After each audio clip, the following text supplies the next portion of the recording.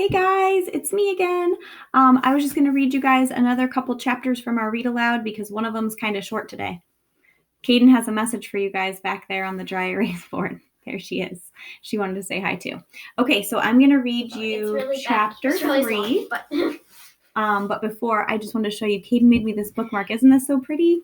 She made this for me and we laminated it so it's nice. We're going to use it for our chapter book read aloud. All right, so if you remember, we'd been reading about the little bunny, Edward Tulane, and he's a porcelain rabbit, and he thinks that he is all that in a bag of chips. He thinks he's really beautiful. He loves the way he looks. Doesn't really seem to care about many other people except for himself. He's really into his clothes, and he thinks he's really special. So chapter 3, we're going to start there. And remember, at the end of the last chapter, they said they were going to be going on a ship. She's called the Queen Mary, said Abeline's father, and you and your mamma and I shall sail on her all the way to London. What about Pellegrina? Said Abeline. I will not go, said Pellegrina. I will stay. Edward, of course, was not listening. He found the talk around the dinner table excruciatingly dull. In fact, he made a point of not listening if he could help it. But then Abeline did something unusual, something that forced him to pay attention. As the talk about the ship continued, Abeline reached for Edward and took him from his chair and stood him in her lap. And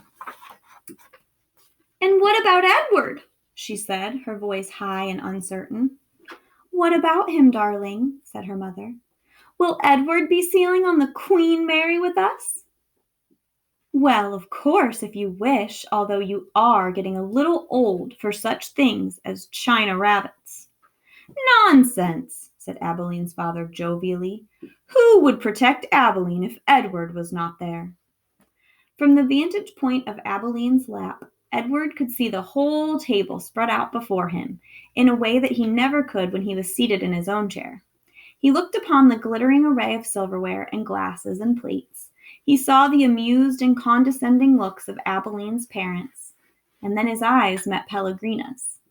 She was looking at him in the way a hawk hanging lazily in the air might study a mouse on the ground. Perhaps the rabbit fur on Edward's ears and tail and the whiskers on his nose had some dim memory of being hunted, for a shiver went through him. Yes, said Pellegrina, without taking her eyes off Edward. Who would watch over Abeline if the rabbit were not there? That night, when Abeline asked, as she did every night, if there would be a story, Pellegrina said, Tonight, lady, there will be a story. Abeline sat up in bed.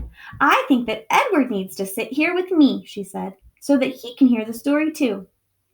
I think that is best, said Pellegrina. Yes, I think that the rabbit must hear the story.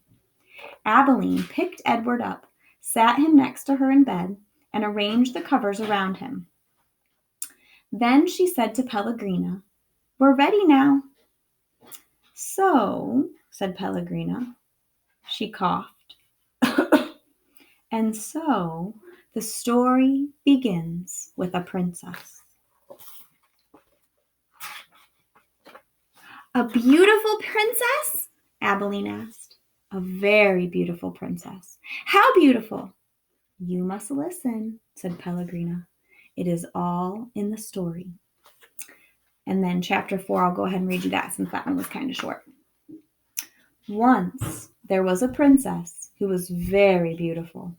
She shone as bright as the stars on a moonless night. But what difference did it make that she was beautiful? None. No difference. Why did it make no difference? Asked Abeline.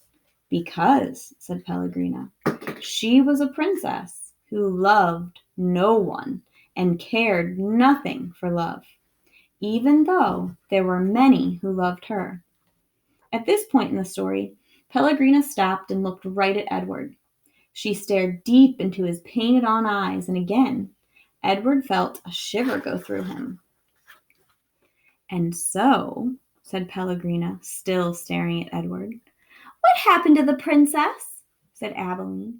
And so, said Pellegrina, turning back to Abilene, the king, her father, said that the princess must marry, and soon after this, a prince came from a neighboring kingdom, and he saw the princess, and immediately he loved her. He gave her a ring of pure gold. He placed it on her finger. He said these words to her, I love you. But do you know what the princess did? Abilene shook her head. She swallowed the ring. She took it from her finger and swallowed it. She said, That is what I think of love. And she ran from the prince. She left the castle and went deep into the woods. And so what? Said Abilene. What happened then? And so the princess became lost in the woods. She wandered for many days. Finally, she came to a little hut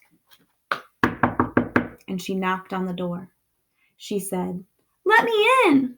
I am cold. There was no answer. She knocked again. She said, Let me in. I am hungry. A terrible voice answered her.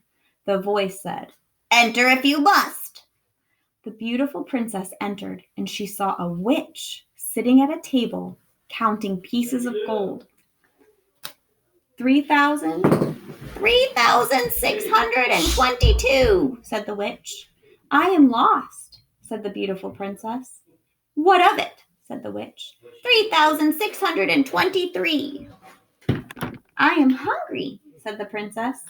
Not my concern, said the witch. 3,624. But I am a beautiful princess, said the princess. 3,625, replied the witch. My father, said the princess, is a powerful king. You must help me, or there will be consequences. Consequences, said the witch. She looked up from her gold. She stared at the princess. You dare talk to me of consequences? Very well, then. We will speak of consequences. Tell me the name of the one you love. Love, said the princess. She stamped her foot. Why must everyone always speak of love?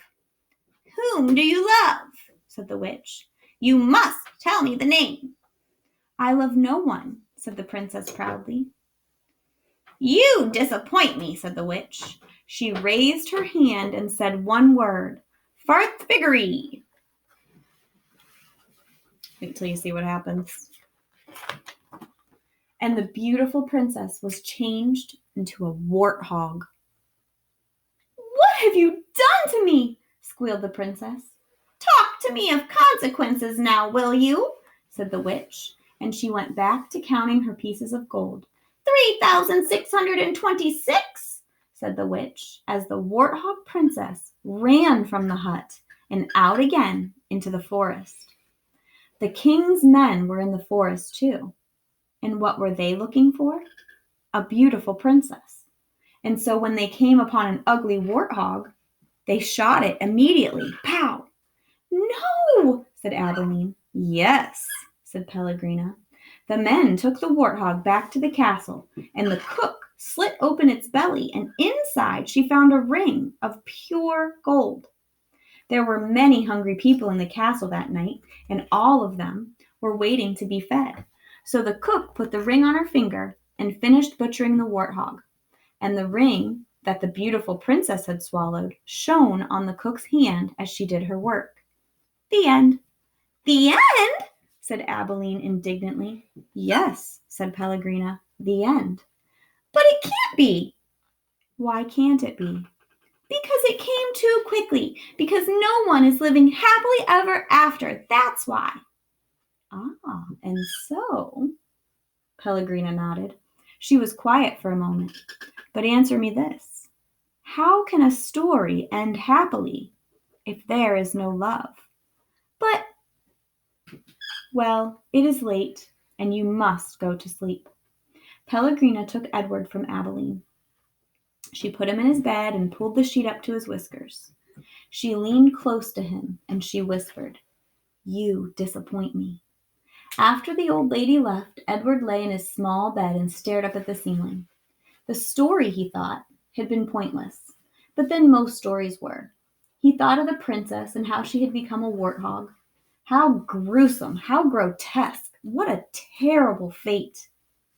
Edward, said Abilene, I love you. I don't care how old I get. I will always love you. Yes, yes, thought Edward. He continued to stare up at the ceiling. He was agitated for some reason that he could not name. He wished that Pellegrina had put him on his side so that he might look at the stars. And then he remembered Pellegrina's description of the beautiful princess. She shone as bright as the stars on a moonless night. For some reason, Edward found comfort in these words, and he repeated them to himself. As bright as the stars on a moonless night, as bright as the stars on a moonless night, over and over until at last the first light of dawn appeared. So here's the picture that they showed us, a couple of them actually. This was the beginning of chapter 4. You can see Edward tucked in bed. And here is Pellegrina, that's her grandmother, and she's the one who's telling Abilene the story of the princess who was very vain and just loved herself. She didn't love anyone else, and she thought that because she was so beautiful that everyone should just do what she wanted them to do. And the old witch, I think, taught her a lesson when she turned her into a warthog. Oh my goodness. So remember all those fairy tales that we had been reading, how they all ended happily ever after? Well, this story that Pellegrina told her, it really doesn't end happily ever after, does it? But I think Pellegrina might be trying to teach Edward a little bit of a lesson, because does Edward truly love anyone but himself? And isn't Edward kind of conceited and thinks he's all that in a bag of chips, like we like to say? So those are the next 2 chapters in the miraculous journey of Edward Tulane. I think soon her family is going to be getting on the Queen Mary, the big ship, and sailing out to sea. So we'll see what happens. Hope you guys enjoyed those chapters, and I will see you soon.